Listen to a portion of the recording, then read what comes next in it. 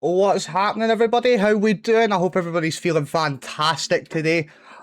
Welcome to the second episode of Streaming versus Real Life, where we investigate with other streamers about what certain things are like within the streaming life and the streaming world, delving deep into the hard-hitting questions that maybe talk about like the perspective of what it was like to originally become a streamer, all the way up to talking about the successes and how far people have grown, for how long they've been on platforms and what have you.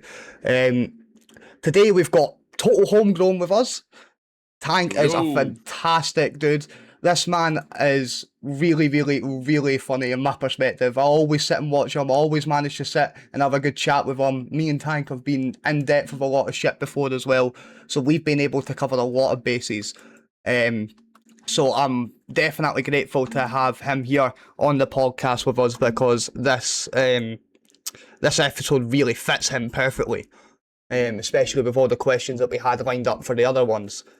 Um, so we do have a couple of questions that you guys requested that are at the end. If we do get some time, we will ask Tank those. But we're just going to start off nice and easy here with the starter questions. Excuse me, and the starter questions all surround your main stream name. So your stream name, why did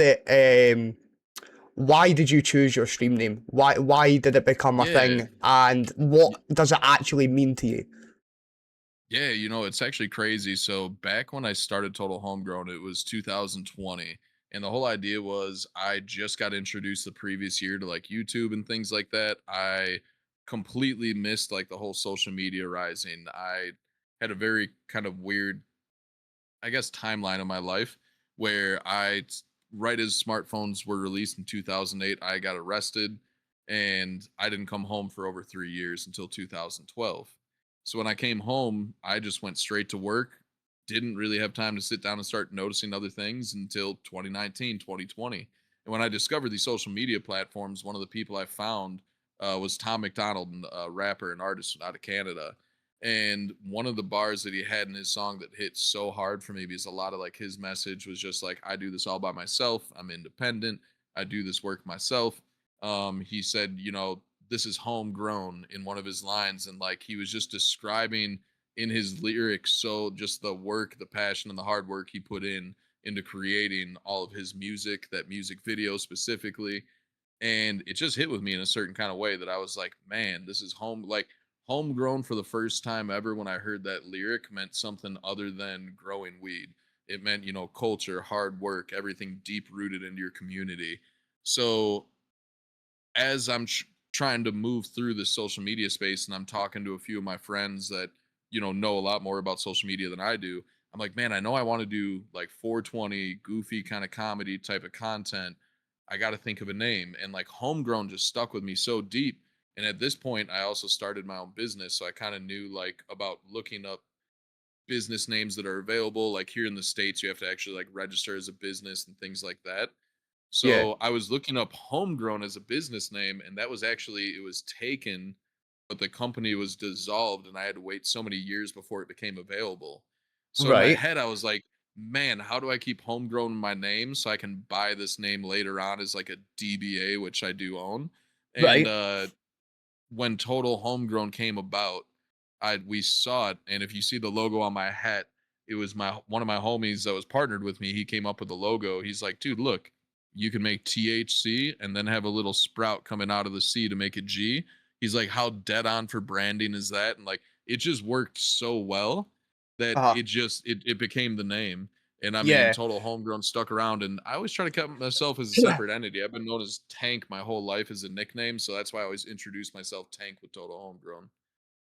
Oh, well, there you go, guys. So, like, that's really quite a unique story when it comes to streaming because you don't really hear about many backstories of people being not only so open with how you are talking about, like, obviously going to prison for a while and then coming out and rediscovering everything, and kind of discovering all the new things that have came around as well because everything was quite an oblivious factor to you when you first came out, and that must have been really hard to kind of adjust to as well. So.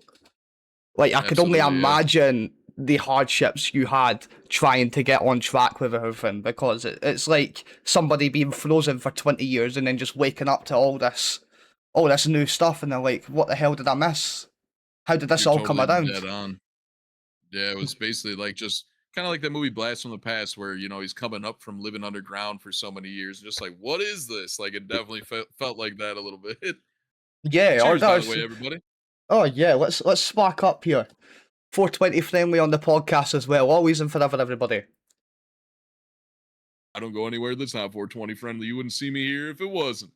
That's why My we love guy. Monster Munch, baby. Let's go. That's what we're talking about. That is what we're talking about. Okay, so the next question would be, right? If you could have told yourself anything Hmm. at day one, what would that have been? Day one of streaming, that is. What would you have You told know, yourself from now for all your experiences that you've learned? funny enough, it's very relatable to real life and just growing up. It's just don't trust everybody. One of my biggest problems in life is that I got a very big heart and I try to help a lot of people and I try to connect with people that I come in contact with. And Mm-hmm. unfortunately, I just, because I know that my word is gold and that if I tell someone something that you're good and my word means something, it's always taken me a lot to understand that like not everybody else is like that and some people take advantage. So that would just have to be my day one, because I mean I have been burned by a decent amount of people that I tried helping out. It's just, it's unfortunate, but it's just kind of part of life. I think it's more of a personality thing. Yeah. My mom always labeled it as there's two types of people in this world. There's givers and there's takers. And it doesn't mean that, all givers are good, all givers are bad, or all takers are good, or all takers are bad. But when you look at a general person, they have that one common characteristic that they can be separated as. They're either someone that likes to give or they're someone that likes to take. Yeah. And I've been a giver my whole life, and I don't see myself changing. But there's definitely been plenty of takers that have soured the patch since being here in the streaming world. Oh yeah, 100%. Entirely relatable as well. I mean, you know, there's a lot of things that everybody's took and spent hours upon hours on and built everything up, and then next thing you know, it all just comes crashing down either by one person or maybe somebody else just manages to take it away, and that is the worst feeling in the world. So like getting stabbed in the back like that or getting shoved to the side is never a nice feeling for anybody. And I think everybody's had a similar experience of that, or when you've reached out that hand to help, like you've mentioned as well, and then it just kind of gets slapped and shunned into your own face, and you end up with a red handprint from your own fucking hand. Like Yeah, that's the last very, thing you very need. true. So we'll move on to the category of like early habits and stuff like that. So for you, like when did consistency and trying to be on quite a lot and stuff like that, when did it start to feel like it was pressure instead of actually being like some form of discipline for you, setting out a structure? Um, Yeah, you know what? I was really lucky from the beginning that I kind of did a lot of like studying into just social media content publishing, and when I got introduced to Twitch, I definitely watched it for a little bit before I started streaming. And so I kind of got lucky enough that I fit it into my schedule. My life is very busy and it's very like it's just blocked out into chunks of schedules pretty much. Yeah, And with that, like, I don't know, I'd say that there was a kind of a point. I used to be big into the marbles on stream community, and there was a point where that started to feel like pressure, where I was trying to help as many people as I could that were trying to grow their following and saw me as someone new in the space, just new on Twitch, and they're like, man, this guy is new on Twitch, but he's got some really good viewership going. And I tried to encourage people. I was like, I'll tell you everything I know about marbles, tell you how I do it. Like, you can give away roll trays, do everything the same way I do. If you think you can do it better than me, I'm not mad at you. Like, go for it. yeah, And that was where it kind of felt like pressure, where I was trying to help a lot of people kind of break through in that platform. And people would either like really be, I don't want to say demanding, but like I feel like people need to be considerate a little bit. And like I was in so many marble events and just trying to help so many people fill in slots and kind of like promote their page or their event in a certain way, that like eventually I got lost in the scheduling. And where people are messaging me like, oh, you're supposed to be live doing my event right now. It happened one time with me and it made me feel absolutely terrible. But it was also one of those things I had to learn, like with all these other events I did, generally someone's messaging me, send me a DM like, "Hey, our events next week. I hope you're ready. Like, don't forget your spots on this day." And like it was one of those things where these people asked me like way before. Nothing ever really came of it or was said since, and I just kind of forgot about it.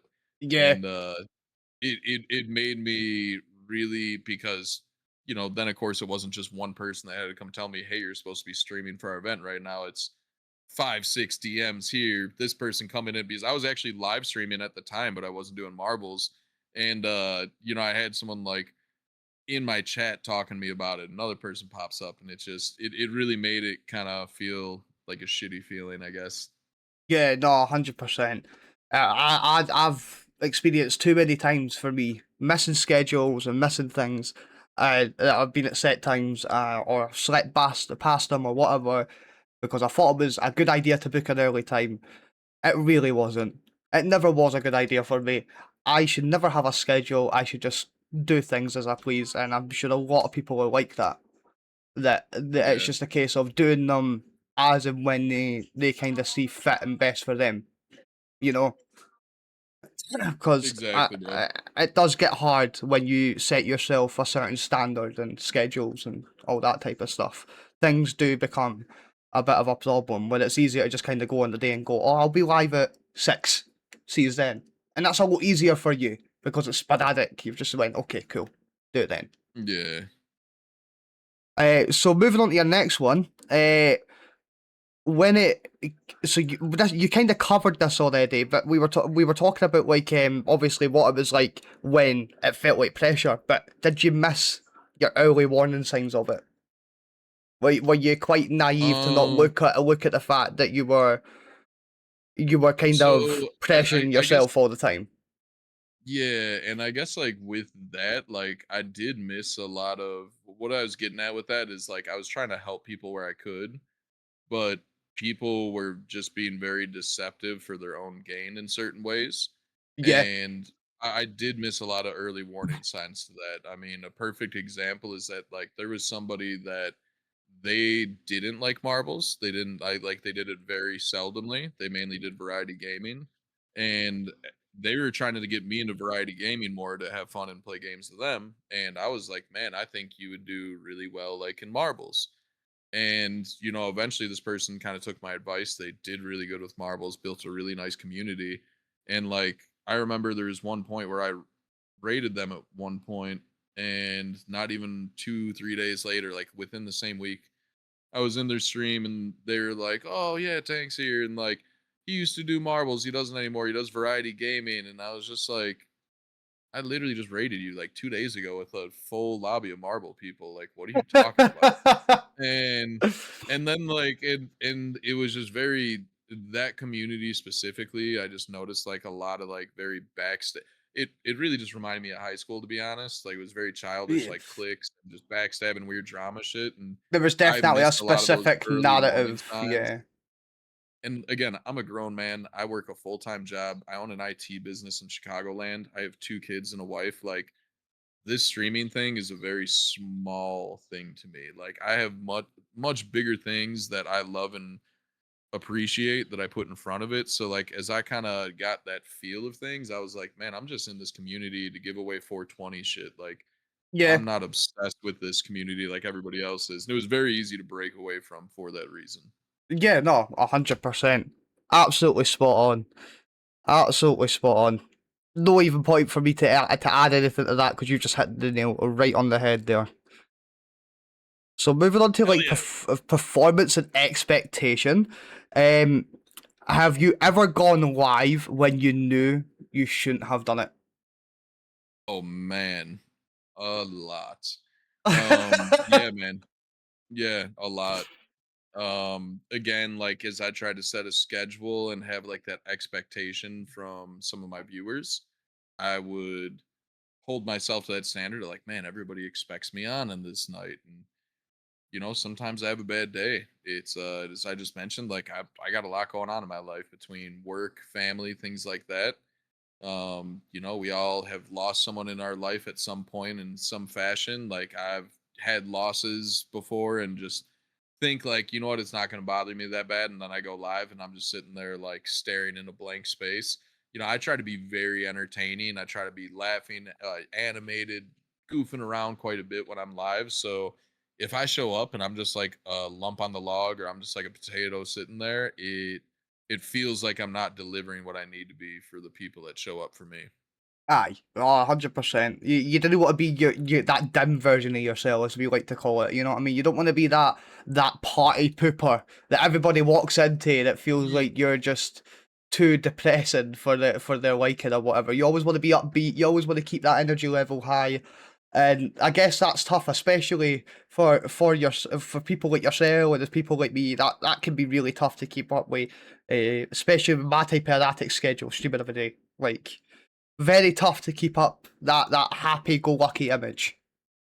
Yeah, you're totally right, man. And I mean, there's people that like they get a lot of clicks for being rageful or being in a bad mood, being a grumpy, whatever. But like, you're right. My focus, and I just feel like you know this, and I'm not really speaking it out to the whole audience, but the thing I say all the time when I have new people come into my stream is like, hey, my one goal is whether you're already smiling today or you've been pissed off all day, I'm here to put a smile on your face. Like, I want to make you happy. I want this to be a positive experience for everybody. So, like, Oh. if I'm in a bad mood, it's just you're right. It's people can feel it and it puts off the vibe. So that definitely a good piece of advice that Monster's been walking me to is yes, people, if you're having a bad day, maybe don't go live. They, Facts. your viewers can feel that vibe. Oh, 100%. 110%. You know how many times I've hit go live after an argument? Don't fucking do it, people. Don't do it. It's not worth it. Don't do it. You'll It's go okay ranting. to come back a day later and say, hey, this is why you guys didn't see me yesterday. Yeah, Like yeah, that's totally fine. 100%. And back in a clear head and a better mood. That's a much better idea. But yeah. Yeah, yeah, 100%. So the next question's a bit of a tough one for a lot of people because there's a lot of people out there, including myself, that hate taking breaks. But do you ever feel like taking breaks hurts your growth in any way? Talking about Um, obviously extended breaks away from your usual streaming mantra, you know. so yeah, again, early on it definitely would. Because that was like just the way that Marvel's world worked. Like if you weren't consistently on all the time, then like it would hurt to take even a week off. I feel like now where my community's at, for one, it's like I've had to teach myself a lot of things. Like I didn't know what Discord was. I thought I was bothering people that were in my Discord by typing in there all day. Like I don't want to send you all notifications.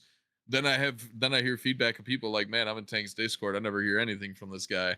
And I'm like, shit, I'll give you guys updates on my day nonstop. I don't care. Like, sure. And as I started to learn in those pieces, now I'm in a place where I can take a break and I can communicate that to my community. And uh, usually, the way that I'll plan it is when I come back, we'll do some type of big giveaway or something. Because that's what a lot of like my social media content's built on is like 420 themed like giveaways. Yeah, no, 100%. So you've managed to build something where people are already used to you kind of taking your leaves and taking your time. Because it's not always about being there, it's always about the time that you spend there. And that's a difference that you've managed to make for it. 100%, dude. It's all about the quality of that stream that you put in when the people are there. Yeah, sometimes it's all about quality over quantity, and that's what a lot of things are built around. That's 100% the truth.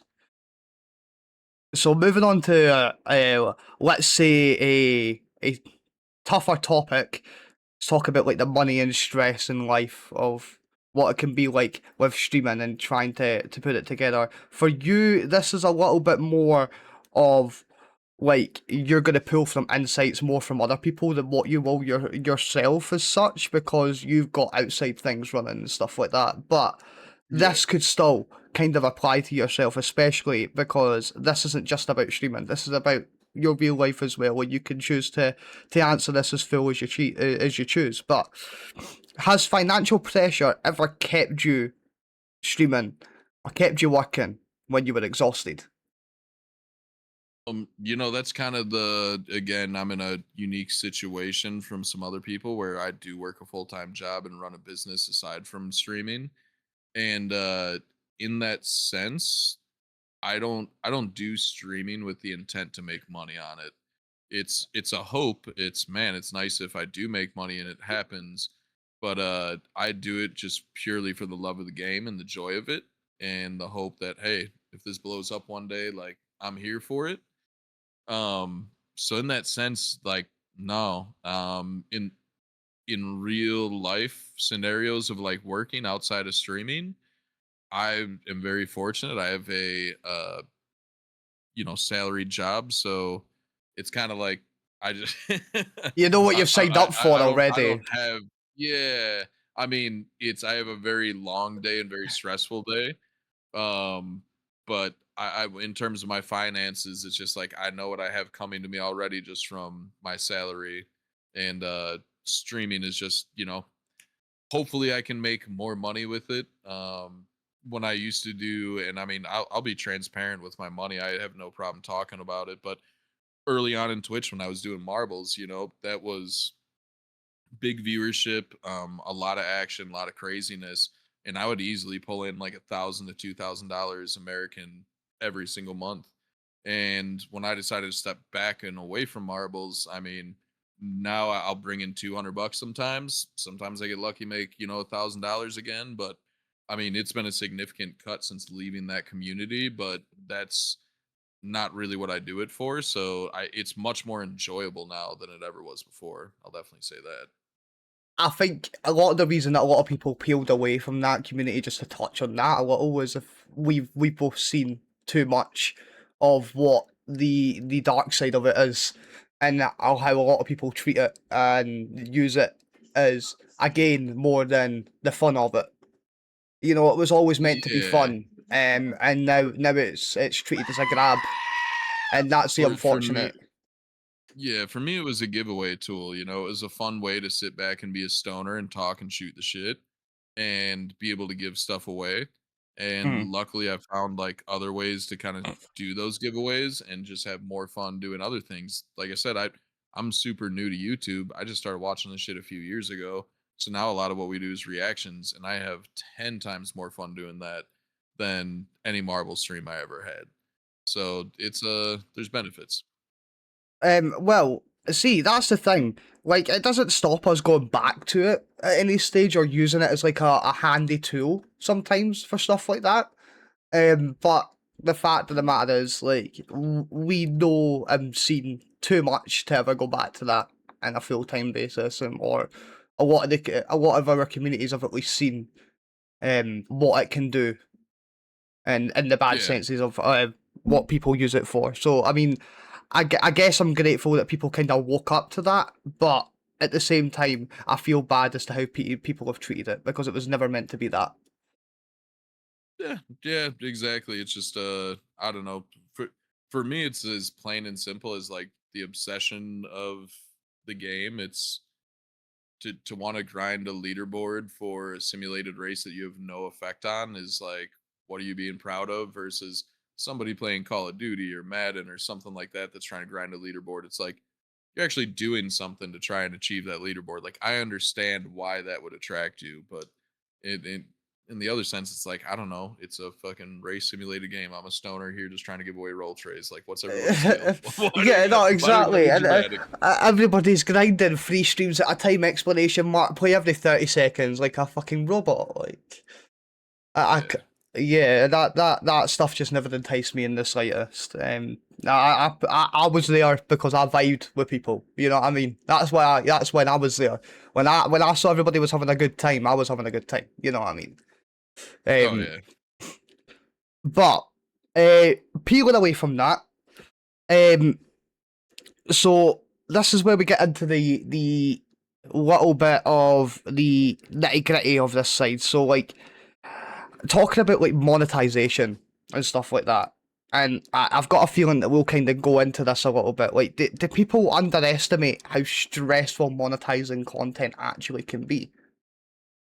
Oh yeah. I mean, I definitely think people just look at it and go, "Oh, that's easy. I could do that." And they don't really know the levels that it goes into it. I mean, I dedicate this is my entire garage that I dedicated to like a studio essentially for me and my wife to stream out of. I have different scenes in here, not just this scene, but also like an entire dab bar I put into it. So I guess it just when it comes to the monetizing level of it, like what are you presenting as your product? Like when you're creating social media, whether that's a live stream or you're creating reels or long form content, what's the product that you're providing? Did you what's I spend a lot of time framing everything and making sure everything's clean in my frame. Like I look at my backgrounds, I make sure that I don't got garbage in places. Like I then go and study, hey, what's good for this platform versus this platform. I'm lucky enough that I have a editor now that's helping me. Mm-hmm. His name is Jelly or Steve. You probably see him in my chat quite a bit. Yeah, he's hopped in a few And times. where I've taken a very small bite of knowledge out of like what it takes to be successful in some of these platforms. He showed up and was like, "Hey, we need to have these clips posted this time every day. They have to be this long." It's once you start to figure that all out, it's also what are you doing it for? If you're doing it to make money, you need to focus on what makes money and kind of like really dial in your product, your stream or your content really. Oh Um yeah. but when it comes to views and things like that to actually get paid, yeah, I think people are very much out of the loop with like how many views you need and engagements to start making money. But I think they're very naive about it as well. I think everybody can just walk into it, feels like they can walk into it and just kind of like it all falls in their lap. Like they post something, they think, oh, that's it, that's the one. It's not as simple as that, is it? yeah, You know what I no, mean? Like it's you've a got lot to of work. to even get noticed by any form of algorithm, you've got to have a noticeable platform, a noticeable place for it. You know, like a lot of these people that end up going viral on TikTok or Facebook or anything like that aren't going viral because of a one-time hit. No, most of the time they're going viral because they've had videos before that have hit a specific threshold, time and time again, that have allowed them to then get pushed. So one Yeah, specific type of clip that may seem appealing to the majority audience ends up going absolutely nuts. You know, you're talking 500k likes, 20,000 shares, and everything like that. You know, ends up going worldwide at that point. Like, not yeah. many people get to see that, and a lot of people underestimate how to make that happen. I mean, we just tried to expand on our Instagram recently. We did a Mother's Day giveaway just last week. Uh huh. And all that we wanted was, hey, like the post, share the post, make sure you like the page, and tag someone in the comments. Like that's a very common thing. Three of the four actions is a single tap. It's just boom, boom, boom. Three of those are Yeah. done. Last one, you got to at tag somebody. And we were giving away a $50 gift card, and we only had one person in our comments for like the longest time with hundreds of views, and we had people sharing it and all this other stuff, but like most people couldn't complete the four steps and it was so simple to me. I was sitting there just watching it like this is insane. Luckily we eventually, like after a day, gained some traction. We got some more people for it, but I was like, this is insane to me. Like we have people engaged with our posts so much every single day, and like here it is, we're trying to give away free shit, and like people don't even want to do the simplest things to get it. I know. But I yeah, know. Look, as they say very cleanly, every single time you can never lead. Sorry, you can lead that horse to water, but making it drink will always be an issue. And even as something as simple as telling people that you're giving away stuff and all they have to do is comment and do a few steps, they end up always missing something out, or they do things too quick, or they get too ahead of themselves, or they just can't be arsed. And there's so many people like that in the world that can't be arsed doing stuff, and they end up missing out on a lot of good stuff just for and that's the simply truth. engaging. I like for me, if I go on TikTok and stuff and I see my friends post, and I am so quick to like, share, help if I can. You know what I mean? You know, that's if I get the time to go through anything. But when I am doing it, I will push stuff for people because they they need help getting that out there, and one person can mean 10 people. You know what I mean? Exactly. That It's every little bit counts, and if that's And that's the thing is there's people that really push and try to help out in every way they can, like shout out Pablo Goldblum. Yep. That dude, it's like it's noticeable that I have notifications all day with, what, oh God, what I almost said, what's the guy's actual name? Goldblum, Jeff Goldblum. I just see Jeff Goldblum's face and with a bunch of notifications on my phone all day showing that Pablo's done something on TikTok or Instagram or something like that. And it's like, dude, I can't tell you how nice that support is to have from some people. It's Yeah, like so appreciated. no, 100%. I feel that as well, and the fact that it's few and far between kind of baffles me because you'd think people would start taking that on eventually. You know, they would start kind of, especially when you have someone like that at your back, kind of helping you like that. You think people would start to get the message to help doing the same thing because it all goes through. TikTok is like word of share, but it's all kind of a word of mouth type thing. You know, it has to go through one person to get to the next, and people need to learn to help each other and help push each other when it comes to social media and clips and stuff like that. That is hugely, hugely important. Especially coming under the talks of the original question was like how stressful monetizing content is. If you don't have friends that are wanting to help, it is so hard to even get anywhere. Like you will barely get a Yeah. toe in the door, never mind a foot in the door. Yeah. I mean, again, if you're doing it on the point of, hey, I want to get this monetized, my best advice would be any platform you're on, just look up some of those reels or videos on like how to monetize content. There's gonna be a bunch of people that will tell you, and it's like you have to be realistic with your content though as you're producing and putting it out there. Are you actually producing something of the quality that these people are demanding? I know that realistically, like I don't necessarily have it all. I'm still trying to get some better equipment and stuff like that, but monetizing is definitely a difficult thing to do on these platforms, getting picked up by the algorithm. Well, nowadays everybody wants to see comedic things. If it's not comedy, it isn't shareable for a lot of people now. You know what I mean? Everybody's all about comedic stuff. They want to see somebody break their neck. They want to see somebody be really, really some form of either racist or something against countries or whatever. Or they want to see some form of outrage, like you mentioned before, rage baiters. You mentioned that Eh, I earlier. don't I don't I don't know. I mean, I think there's Ah, also like the DIY is like really big, I feel like. Um yeah, like I it was a bit. is Okay, like a lot of people do like making stuff as well, don't they? Like origami builders and used to stuff, be yeah. big for a while, wasn't it? For a Yeah, long and I time, mean, origami was a thing.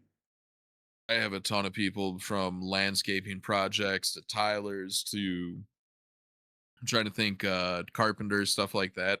I mean, I sit and watch those videos. I can sit there and watch those all day. Like I get a You like lot that's where an the hour, 2 hours disappears in my day real fast.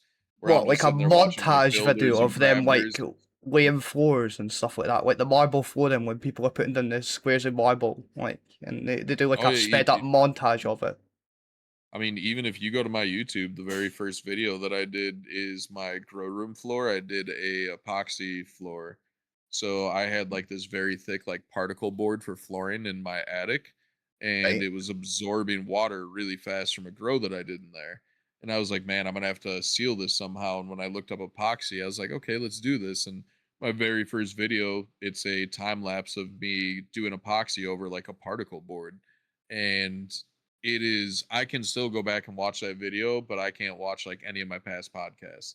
It's I love that type of content. I mean, I can watch that all day, but I do think you are right. I mean, a huge thing today is comedy is taking over, which I mean, I'm a huge comedy fan. I mean, I hang out with a lot of comedians. There's some that even hit me up when they come to Chicago to smoke up. If you watch Kill Tony, like I mess with a few of those guys when they come to town. David Jolly. I'm in a few Cam Patterson, who's on Saturday Night Live. You can see me in a couple of his videos, like on the side of the green room and shit. Like I love comedy. It's nice to see it taken over in such a big way. Well, see, I was referring to the fact that, like, you know how a lot of people do, like, a lot of, like, reels and stuff like that, like, referring to, like, daily news and stuff like that, but the way that they reiterate it, they obviously have to do it in, like, a comedic way. So on TikTok, what people were doing is they're cutting themselves out with a background removal tool that TikTok can offer. And they were talking about, like, for example, a video on chocolate changing in the UK. A lot of chocolate biscuits are now not doing chocolate, they're doing chocolate flavouring instead, so that it's Mm, chocolate flavour coated instead of actually chocolate. So it's blasphemous to a lot of people, and yeah, it's messed up. they're using a lot of palm oil in it as well. Mm. So that's where the really bad Turning you guys aftertaste. into Americans. Of your facts, you're not even wrong. Um, Yeah. but basically, somebody called Garen Noon, very very famous TikTok creator, does a lot of videos like these, and he done one on that type of post about chocolate and stuff. And he just sits there and rages in the mic, going, "I thought chocolate was going to be there for me for my life. Every time I'm sad, I have a bit of chocolate, dipping it in my ice cream." You know, he's like that. And I thought it was always going to be my best friend, and now it's just turned its back on me and put a knife right through my heart. Oh, bro, you think seeing some people hooked on drugs and shit in the streets is bad? Just wait till they start pumping all these terrible chemicals into your food like they do America. You'll see some real addiction. See some people really busting down out there. I can quite believe it, by the way. Look, I have seen some of the stuff that you guys put in, say, Fanta, for example, compared to us. Our Fanta's actually orange. When we say it's orange, it's orange. Your guys is like pure blood orange. Like, what happened? Did somebody slit their wrist before the Fanta went out? Like, was somebody just standing over the line and just go, "Here, take me," you know?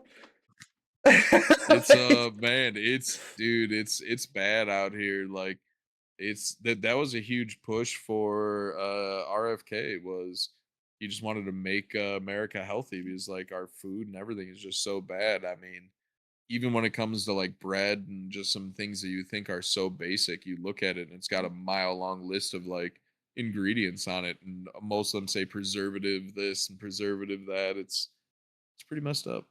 It's bad enough that we've got all these preservative in tinned food and stuff like that. We don't need this in normal home goods, like home baked goods and stuff like that. We don't need that. Like, we've got enough Exactly. of preservatives and stuff like that. We're happy for a loaf of bread to last us 4 days, and then we'll put it in the bin when we're done. That's fine. We'll move on to the next one. That's not a problem, you know? That's like that long lasting milk that they give you nowadays. You know how you've got those cartons of long lasting milk that probably last you about 3 months in the fridge. Like, that shit's abnormal. That should not be a thing. Mhm. Like, and Yeah. like that's a huge example towards like what you mentioned about bread as well, having all these different preservatives and lasting so long. It's just not natural for it. It is really not natural at all. Yeah, it messes me up when it's got like a 2 or 3 week shelf life. It's like, how the hell are you making bread last that long? There's something inhumane in that dough for them to make bread last that long. I didn't put down on Twitch for me to have been an ex-professional baker for a joke. That was actually true. Like, I Yeah, literally sat for a year and a half baking thousands of rolls a day and loaves of bread and stuff like that. There was no physical way you could make a loaf of bread last longer than a week. No yeah, way. exactly. The dough itself wouldn't even last longer than a week. Couldn't agree with you more, man. It's messed up. If you ever come here to the States, you're gonna be like, what in the hell is going on around here? Who put the idiot in charge would be my first question. It's hard to eat like natural out here. Oh yeah, unless you go away and just follow the cows along the fields and eat their grass. Yeah, and even then there's all types of chemicals and shit like that in all of our grass and forestry. It's yeah, Oh yeah, it's I've very heard about fake out that. here. Oh, we could talk about that for hours, trust me. I've heard all about it. I've heard all about it. Put it this way, we're not the only nation calling for our leader's head. Okay? That I know very much so. Because right now the UK is trying to take the head of their leader, and no wonder. But moving on, so we got some hard hitting truths here. So we've got a couple of questions in this category, and then we'll move on to a couple of the bonus questions that we've got at the bottom. Um, so hard truths. Do you think balance is a real thing? in life, Um, streaming in general, do you feel like it's a real thing or is it always just constant compromisation? oh yeah, I mean, I definitely think it's a real thing. I again schedule a lot of my life out between my work and everything else, but my kids and my family come first above anything else. So if there's some type of, event or something significant with the kids or the family, like that always comes first. And as far as balance, like I guess the best way for me to describe my mentality around the way that I balance like streaming with the rest of my life is I used to run restaurants and bars for several years. I worked I I I did IT and things like that before I got arrested. When I came home, I couldn't get that type of work anymore. So I had to work in like bars and restaurants, really rough construction jobs, things like that. So as I started working through restaurants, I became, very familiar with sitting there all day. That became my social kind of afterlife, or like post work life was all sitting at bars and talking to people. Yeah. So once the pandemic happened, and now all of a sudden people didn't want to go out anymore and do stuff like that, that's where I did start to fall into social media and stuff like that a lot more. And Twitch came along a couple years into it, but eventually the way that I balanced it when the pandemic happened was I pretty much stopped drinking completely, and I just didn't want to go to the bars anymore. I stopped the one that I stopped working at, where I met my wife. We had our wedding reception there, everything. The new owner that took it over told us that we weren't welcome there anymore after I quit and started my, own business. He was very sour about it. So my hangout kind of became Twitch, and that's what makes it very easy to balance. Is kind of like whenever I would have free time to go to the bar and hang out with the homies, I now just hit the live button, and that's me hanging out with the homies right there. It's just virtual. And that's what also like keeps me kind of balanced with not focusing on the money end of it. It is literally a virtual hangout where I kind of have monetized it a little bit, and I've worked that into giveaways and all the fun that you kind of see unfold. Yeah, no, 100%. I think one thing that people forget is perspective, right? Everybody views it differently and everybody thinks differently and processes differently, and especially when it comes to streaming. But everybody should be able to have a basic understanding of what this actually is and what it should be for. And there's no necessarily right or wrong reason to get into streaming or want to stream, but when it comes to what you're doing it for, you need to, like, we always talk about it being in for the right reasons, but again, there is no right or wrong. But yeah, everybody that you see being in it for the money, you can look at them and you know that already.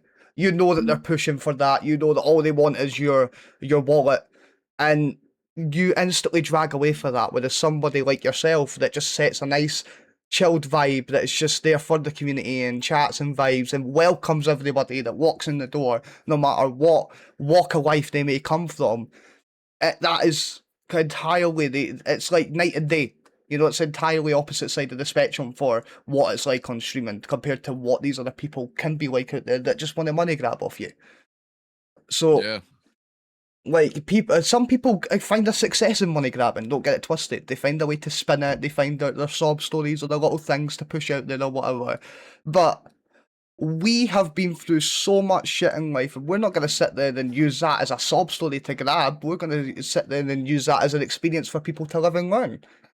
You know what I mean? And be there amen. for the community when they're struggling. You know, that's it, we use it as a life experience. You dogs get tits in the law. You know, so that's what's really important. Is perspective when you stream.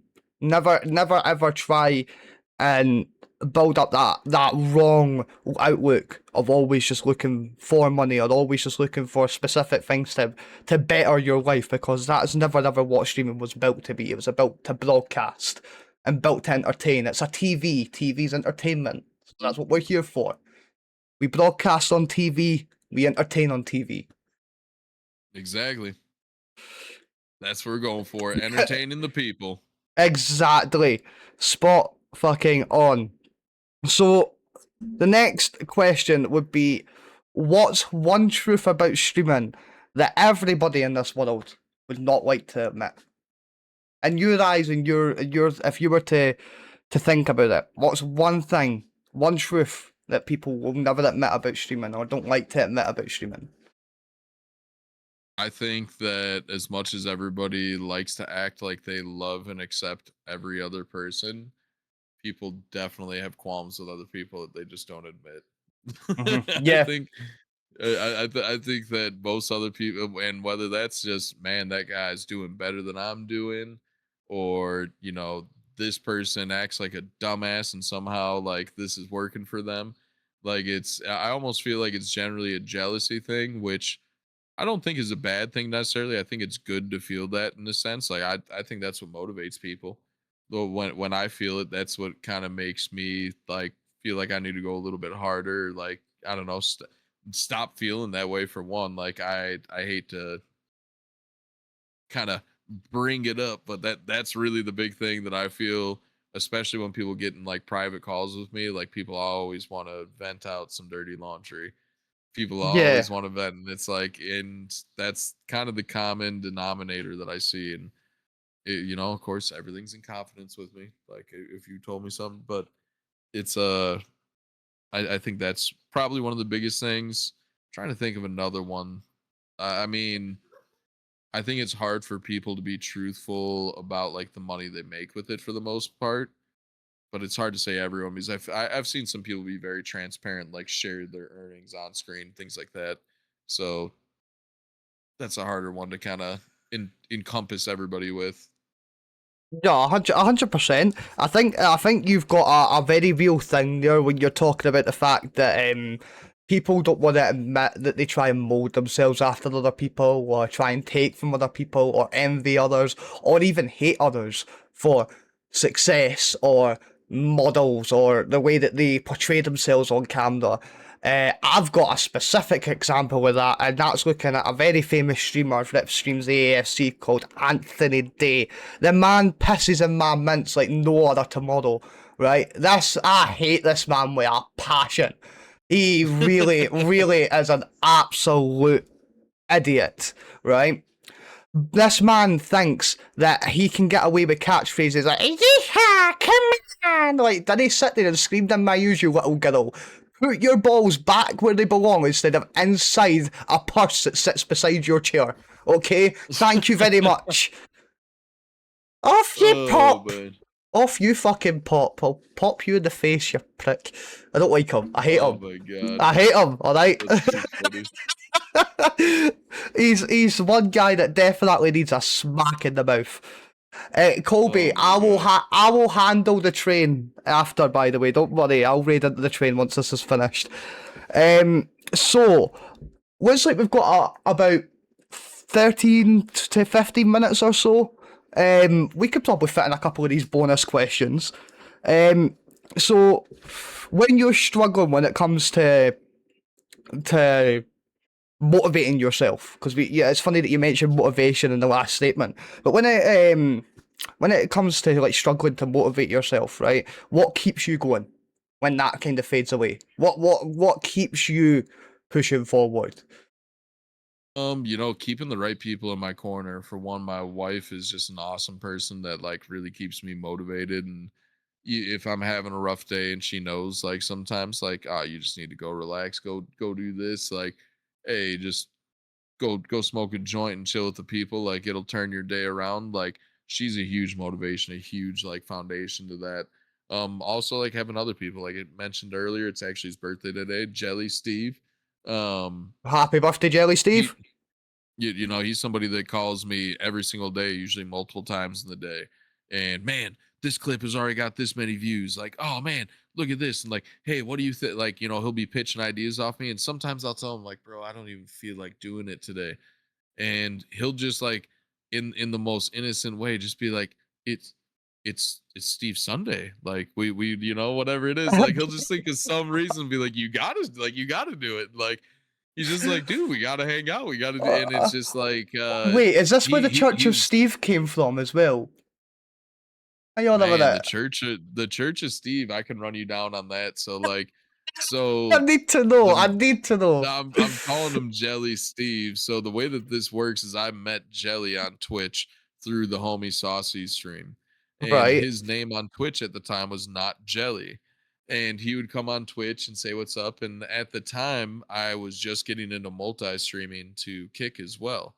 Right. So when Okay. he found out that I was on there, he was like, "No way, you're on Kick." He's like, "I hate Twitch." Well, and like just starts trashing. He's like, "I love it over there." He pops over and he goes, "Nah, over on Twitch, I'm Jelly." He's like, "Over here on Kick, I'm Steve." And I started talking. So like my kick isn't very big. It's like something I just started recently, but I started talking to him like he was a different person on Kick as Right. Steve. And then I would treat him like a completely different person as Jelly on Twitch. And people on Twitch wouldn't know what the hell I was talking about. I'd be like, "Man, this Jackson Steve over here fucking doing this and that." And like eventually I'd be like, "Man, he's over here talking about," he would talk about taking Jelly's mother out to a seafood dinner and not giving her a call and stuff like that. So he would be arguing with himself between Twitch and Kick and be talking about taking over his mother and things. So that's where like, "Hey, over here at the Church of Steve on Kick, like, we're here for the single mothers and things like that." That's where it all came from, was just a small little Oh, inside joke with my good homie Jelly. And that's brilliant. yeah, it's just gotten bigger and bigger since. So That's brilliant. That is absolutely hilarious. Cause see when you started the Church of Steve stuff, I swear to God, I thought you were referencing Steve Harvey because of all the Family Feud you were doing and stuff like that. I thought man was turned into Steve Harvey out here. I was ready to start praising at your feet, bro. I was ready to be like, teach me your hey, ways of the reality family shows, please. I beg of you, teach me so your ways. I want to you learn. you have to you have to understand the deep meaning and translation of it all. Like with Steve being the one on Kick, Kick is very forgiving to like content. Basically, they'll really let your VODs do not get flagged and muted over there like it does on Twitch necessarily. Yeah, So that's where we basically held Steve and Kick as being like the no rules, absolute outlaw, like we don't give a shit, we'll do whatever we want.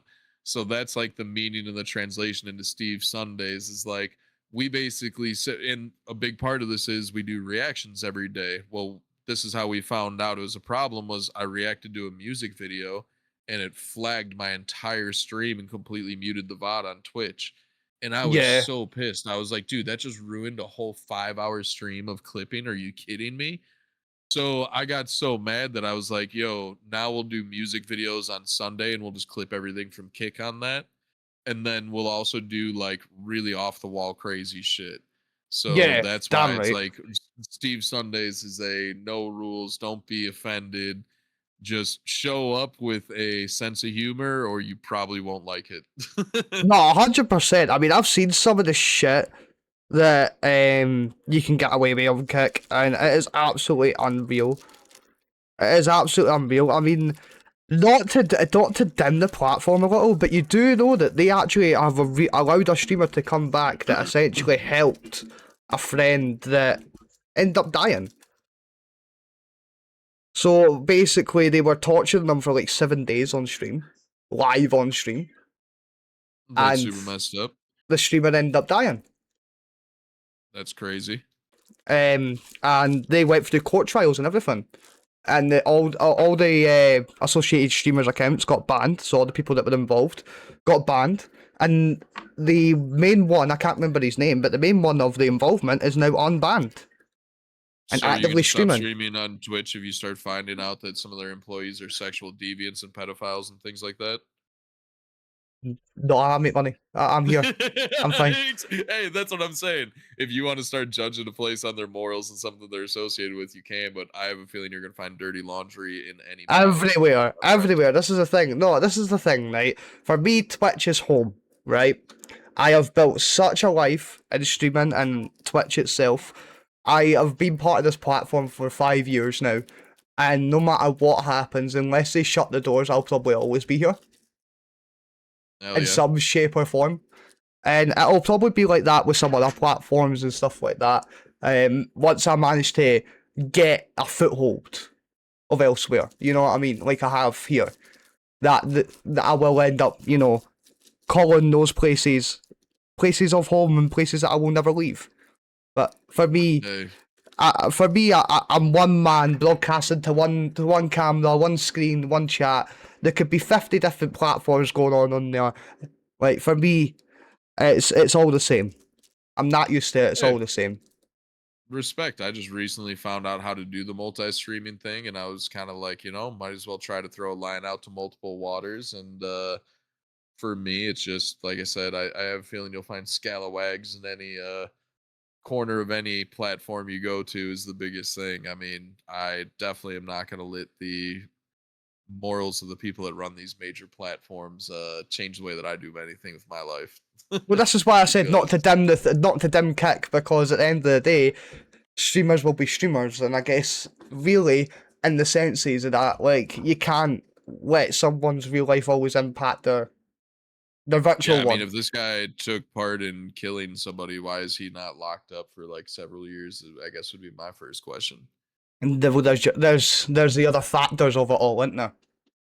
There's all the Yeah. other factors. I actually learned all of this, well, most of the initial situation from Penguin Z0, the guy that does the famous Oh yeah. videos of Okay. I like know. streaming and stuff like that. He's known as Critical Moist on Twitch. That guy, Mm, he usually streams the Apex, and as I say, does a lot of reaction videos about the streaming world and stuff. yeah. Absolutely. But that's when I learned that bit of information, and obviously for me that was a bit of a shocking one, I guess. I never thought that they Yeah. would let him back. Um, Yeah. but can you blame them though? I mean, I it's not Kick's fault, is it? mean, are they supposed to be a judge or anything like that? Like, I feel like that's up to the legal system. Yeah, exactly, exactly.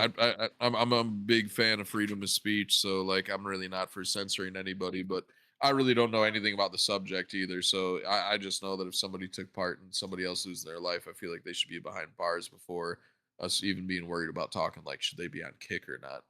I feel like Yeah, they exactly. probably should be locked up. No, exactly.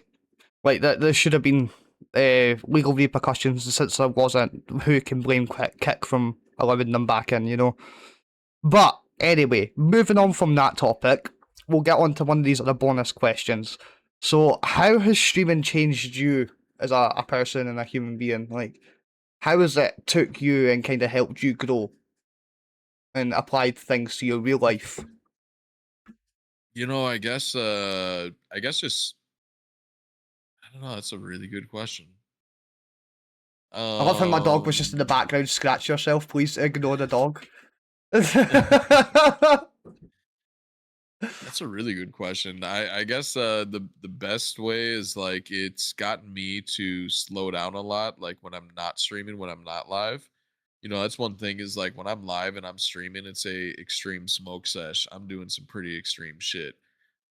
I guess like having people realize, and I am pretty vocal about it on my stream. Like I try to tell people, like you have to understand this is like me streaming, and again, this is me chilling with the boys and hanging out and gals. Yeah, I don't smoke like this all day every day.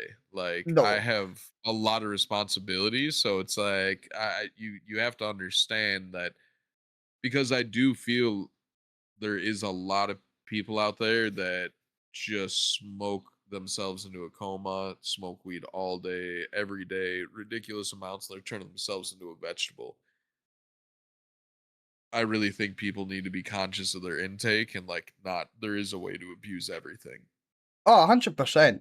Look, as much as you see me pick up a joint on camera, people would be shocked to find out that I only go through 7 grams every 3 days. That would shock people. Yeah, But shit. but the fact of the matter is, moderation's a thing. You got to know your limits. You got to know when to stop. You got to know that at the end of the day, you've got a family outside of that. You got a family that needs you, and you Absolutely. need to look after them and stuff like that. And you can't be constantly stoned and be compass mentis enough to always take on board everything that's needed. Yeah, and I guess like I said, that's kind of the best way it's changed me as like a person outside of streaming. Is it just now if I don't stream, like I might smoke a joint, maybe take a few edibles, but I'm not really doing much outside of that. Yeah, exactly. You know how to take a break and moderate yourself. and on camera, that's where you get to kind of enjoy it a bit more. You know what I mean? Oh yeah, Like you take that as absolutely like let loose. this is a sesh time. This is, as you said, let loose time. Time to flex 100%. lungs and go nuts, baby. Oh yeah, sir. Yeah, sir. That's what that's one of the reasons why I like coming into the stream, and that's why they smoke sessions were always a thing. I used to moan at my missus being like, leave me alone, I've got a smoke sesh. Go. I'm like, let me chill. That was always me. I used to love those things, man. But Yeah. yeah. So the next question of, are you proud of who you've become through it? So that would be a follow up Oh to yeah. what we said before. Yeah, I've always had, I mean, a lot of pride in anything that I do, and put my mind, set my mind to. So I'm very proud of like everything that I've done. If this all ended today, it's just I wouldn't even really blink about any of it. I guess. I mean, it's another chapter of my life, man. I guess in the same sense of this is just a cool way for me to chill and hang out with people, and even though that community is just getting bigger and bigger every day. It just it is what it is. I'm proud of everything that I've done with it. I've never done anyone wrong in my life, so just hold my head up high throughout my whole life. I don't think I've ever really dropped it, to be honest. Oh yeah. So just to come back to the chat here, I know we've seen a couple of people come in and out. So Jenny, we saw you come in, by the way, brother David. I see you as well. Scarlet Kitty said hello to us both as well. Gandhi came in and said, I felt bad, so this will be more for you here, Tank. So he said, I felt bad because when Iron came to visit, he got to see busy ass Dad Gandhi. Not to say I don't smoke more or the same off stream though, lol, but there's definitely a side that no one sees. So that would kind of Yeah, intertwine with what you were talking about there. Like off camera, you are so different with your smoking habits and the things that you tend to do, compared to what you're like when you come on that camera and let loose. yeah. I mean, one thing that I'll say is like I am a generally like very happy and like kind of jovial person. So the best compliment that I get from most people is they're just like, dude, meeting you in person is like you're the same person. It's very much the same thing, but yeah, if you're like hanging out at my house for like the weekend or something, are you gonna catch me like waking up, not necessarily doing cartwheels down my hallway and maybe like scratching my ass and like dragging my feet to go make a cup of coffee to get some pep in my step? Yeah, absolutely. Uh, but yeah, I mean that's just what life is. I mean, we're all human. Yeah, no, 100%, 100%. So we've just passed the hour mark, but I'd say we could fit in the last question. So you already kind of covered this earlier a little bit, but I'm sure you'll probably go a bit more in depth. But if streaming is a thing, died tomorrow, ended completely, and no one was doing it anymore, what would Huh. you take away from it? Streaming ended tomorrow and I can only take away one What would thing you from what? it. Not necessarily just one thing, but what would you take with you from streaming? What would you take with you? And I mean, it's like because monster. obviously we've got all these You memories know and who you're everything like that. talking to. We created the Church of Steve, baby. I'd be taking all the single ladies with me, baby. They be coming. No, no. Dude, I mean, just the memories alone, like the memories would be a fucking blast. I mean, obviously, I'm always gonna have those, but I made a lot of really good friendships, man. A lot of actual, good friends out there. Gandy's one. I would consider him a personal friend. Like he knows where I live. He's been to the house multiple times, comes and hangs out. If there's a handful of people that got my phone number that give me a call on a pretty regular basis, and we chatted up, and that's the biggest thing that I was out here doing, was just making connections and relationships with people, and that's what I would still carry on into the future. Is like this thing all stopped, like I'd still be it wouldn't feel like it stopped because I'd still be talking and doing the same thing with the same people. Yeah, because at the end of the day, we've built a community outside of all this as well. Absolutely. Steve coming in with a mini raid. Steve.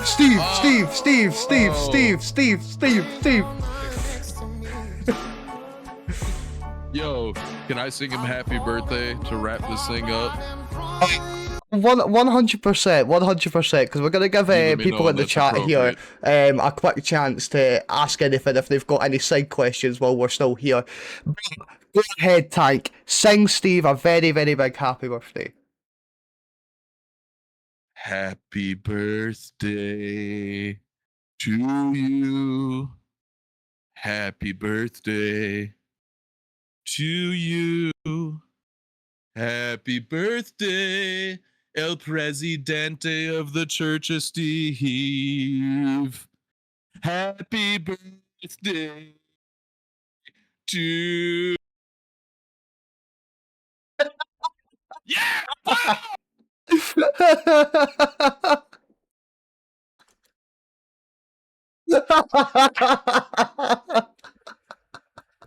That is absolutely class. That is brilliant. Honestly, that is absolutely brilliant. I gotta go clean up after that. Hey, you know we'll take a rip for the single mothers and for the church. Yes, sir. I rolled an extra joint for a reason. Hell yeah.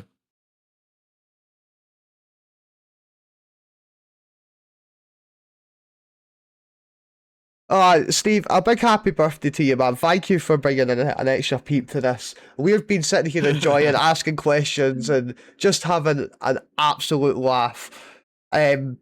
But since you've just got here, Steve, we are talking about streaming versus real life. We've covered so many various topics. But we're going to give you guys about a couple of minutes to see if there's any one question that you guys want to ask Tank here. Any one question at all. It can be absolutely anything. It can be so far off topic, it's wild. Ask him one question. We'll put him on the spot if somebody's got one. Give you a minute to think about it. See if you can pull one out the hat. And by the way, Steve, Tank said he's stealing all the single mothers when streaming ends. That's it. You're finished.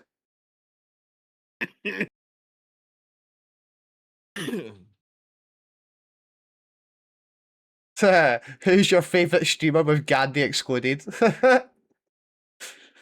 Ooh, Oh, thank you for the large emote, Tank. that's a very good question.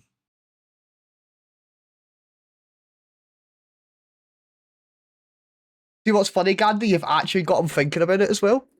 Kidding or not, that's it. The question's on the table. Because I have to be honest, like I just recently discovered burnt peanut. That motherfucker cracks me up. Like, if you had put watch time eclipse of all streamers against each other, I think Peanut would probably take it.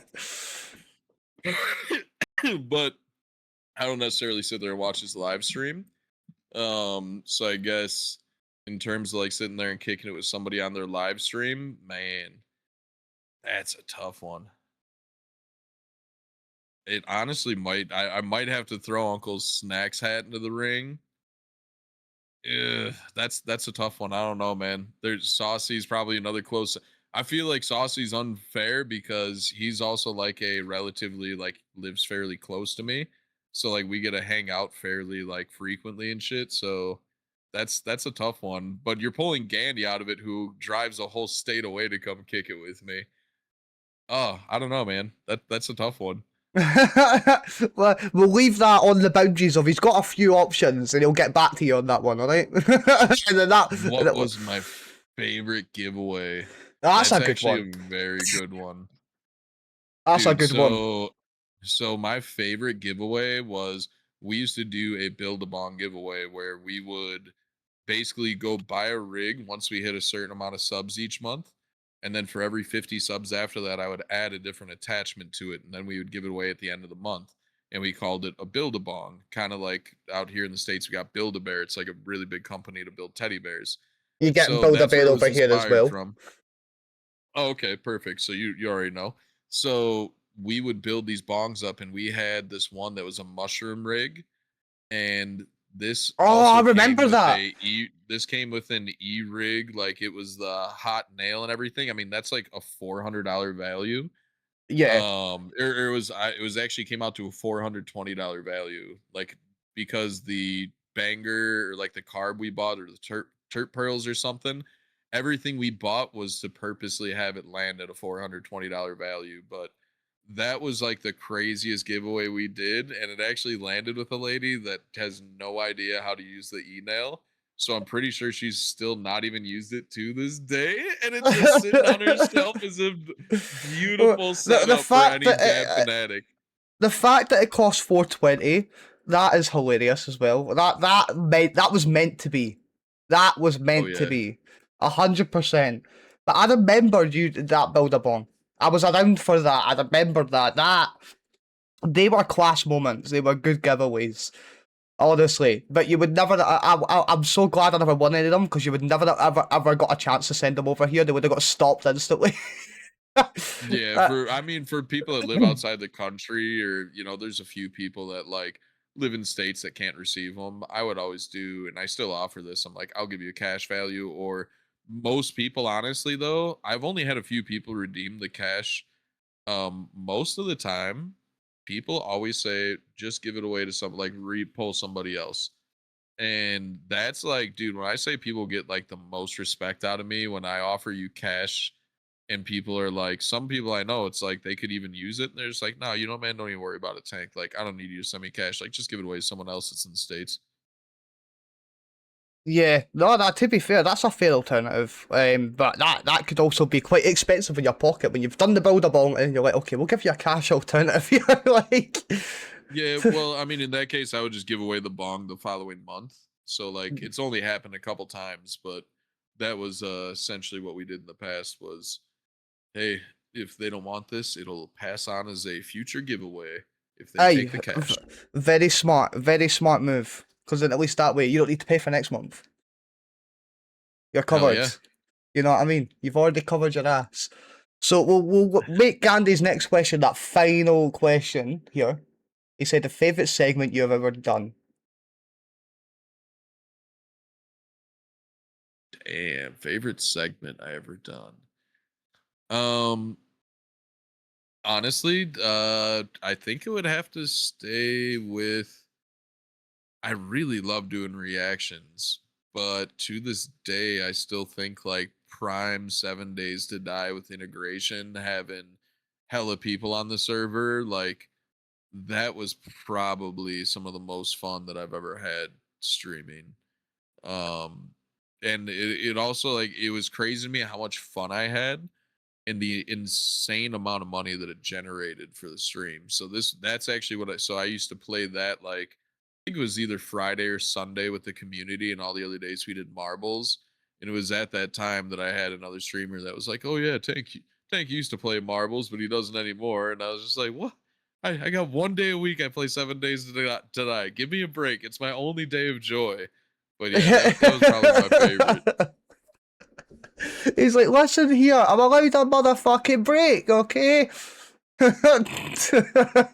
Yeah, you were one of the people always telling me, like, Tank, try some other variety games. Like, step away from marbles just 1 day. Like, Monster Yeah, Munch was a motivation for me to, like, step away and try some other stuff. yeah, like, look, nothing wrong with dipping your toe elsewhere in different waters or getting your fingers in a few different pies, as they say. You know, nothing wrong with branching out and finding other communities or other categories to bring people in or meet others, and it's a great way to actually get your name out there anyway. I've always found that if you Absolutely. can be in all different places, that you find a lot of different, not as I mentioned before, actually walks of life. It's the only way that you'll get into that is if you do other things. Not everything's 100%. into Yeah. that one thing that you do. You know what I mean? Sometimes you got to mix it up for the people, man.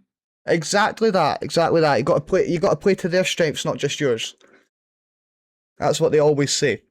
Market to the people. Market. But Tank, listen. Thank you so much for doing this with me, man. I really, really Oh, dude, it's appreciate been a it. blast. Thank you for having me. It's been an absolute blast here at the Monster Cave. I couldn't appreciate it anymore. Thank you for having me.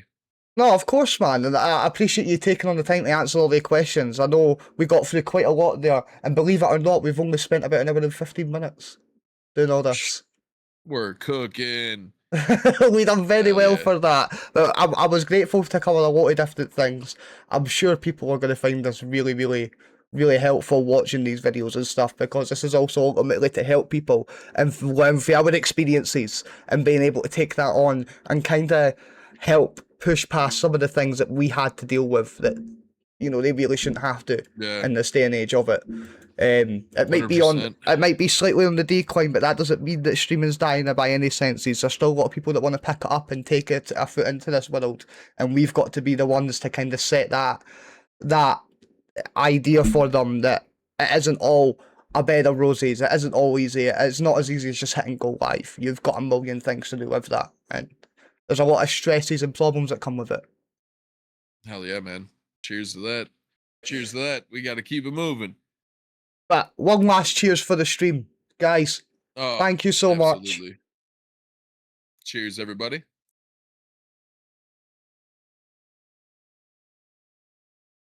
Tank, you've been an absolute superstar, man. An absolute superstar. Hey, man, I appreciate it. The questions were awesome. It was great sitting down chatting it up. Always love to hang out and kick it with the Monster Cave, so always appreciating the invite.